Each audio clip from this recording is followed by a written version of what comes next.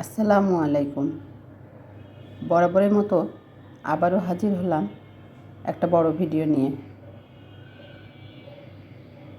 আজকে একটা আমের আচার রেসিপি শেয়ার করব।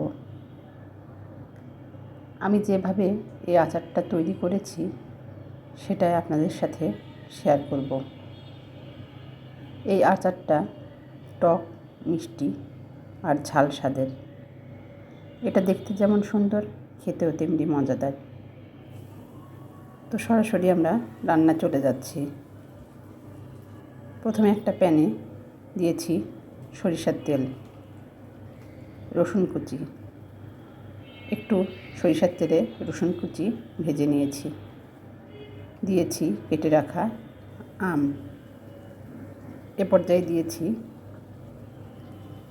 পরিমাণ মতো লবণ, দিয়েছি সামান্য হলুদের গুঁড়া। ভালোভাবে ভেজে নিয়েছি। এ পর্যায়ে 1 কাপ চিনি দিয়েছি। বেশ কিছুক্ষণ ভেজে নিয়েছি। চিনি একবারে দিইনি, আমি ধাপে ধাপে চিনি দেব। এ পর্যায়ে দিয়েছি মরিচের গুঁড়া। মরিচের গুঁড়া দিতে আমি ভুলে গিয়েছিলাম। দিয়েছি কয়েক কোয়া রসুন।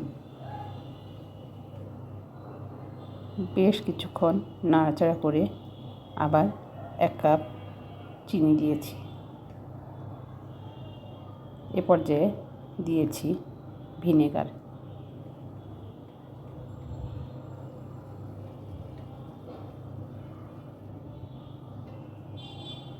এ পর্যায়ে আচারের মশলা তৈরি করে নেব। নিয়েছি কয়েকটা শুকনো মরিচ, কিছু ধনে, জিরা, লবঙ্গ, তেজপাতা, দারচিনি, আছে 5 ফোড়ন। সব উপকরণ একটু টেলে নিয়ে ব্লেন্ড করে নিয়েছি। আমি মশলাটা আধা ভাঙা করে নিয়েছি। এ পর্যায়ে আচারের সাথে দিয়ে দিয়েছি। শেষ পর্যায়ে আচারের মশলা দিলে আচার শেষ না হওয়া পর্যন্ত আচারের একটা স্ট্রং ফ্লেভার থেকেই যায়। তো তৈরি হয়ে গেল টক, মিষ্টি, ঝাল স্বাদের আমের আচার।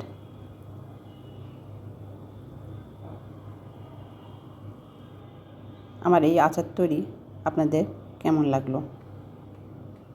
ভালো লাগলে লাইক, কমেন্টস করবেন